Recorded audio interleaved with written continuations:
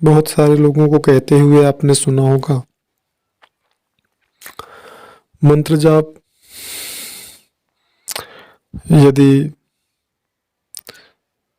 सही विधि से नहीं होता है तो उसकी जो ऊर्जा होती है वह इंद्रदेव ले जाते हैं। ऐसा हमारे शास्त्रों में भी ऐसी बातों का वर्णन है, यह लोग कहते हैं। तो मंत्र जाप सही विधि से नहीं होता है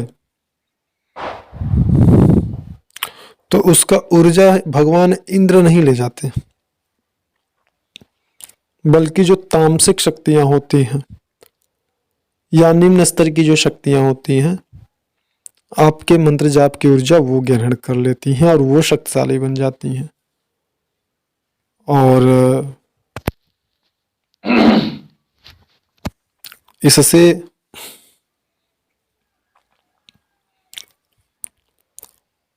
जो साधक होते हैं वह परेशान हो जाते हैं।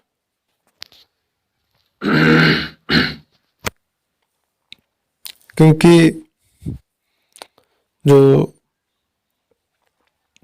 निम्न स्तर की या जो बुरी शक्तियां हैं, आपको वो हमेशा अधर्म के मार्ग पे, पाप के मार्ग पे चलने को प्रेरित करती हैं, असत्य वादिता को बढ़ावा देती हैं, आपको अपने मार्ग से भटका देती हैं। तो इसके लिए कुछ सामान्य नियम होते हैं जो कि सभी साधकों को इसका पालन करना होता है। वैसे तो हमारे सानिध्य में जो साधक साधना करते हैं उन्हें हम इसकी जानकारी देते हैं और बताते भी हैं कि साधना किस प्रकार से करना है। और जो लोग हमसे जुड़े हुए नहीं हैं,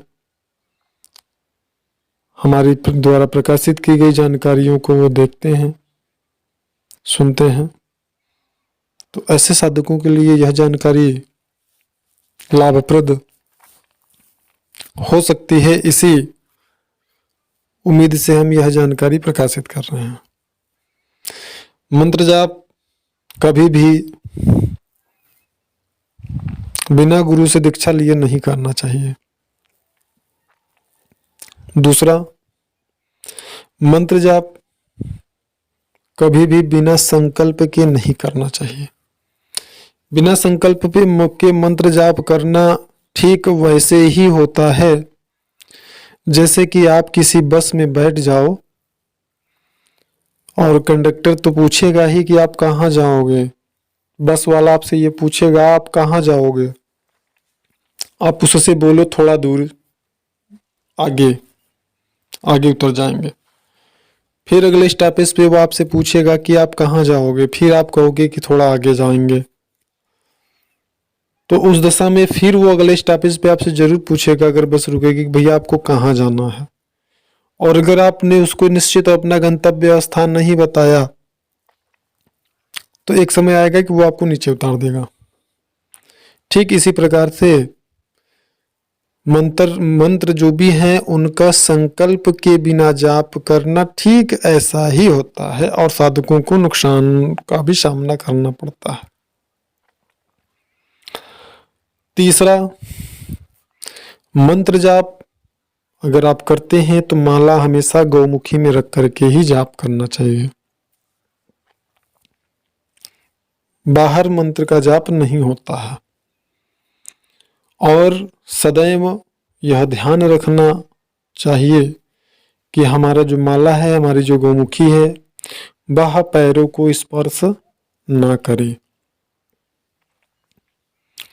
चौथी जो चीज है, मंत्र जाप करने के बाद मंत्र को संबंधित शक्ति को समर्पित किया जाता है, और वह समर्पित करना भी एक संकल्प होता है और एक मंत्र होता है, विशेष मंत्र जो कि जिसके द्वारा वह संबंधित शक्ति को समर्पित किया जाता है।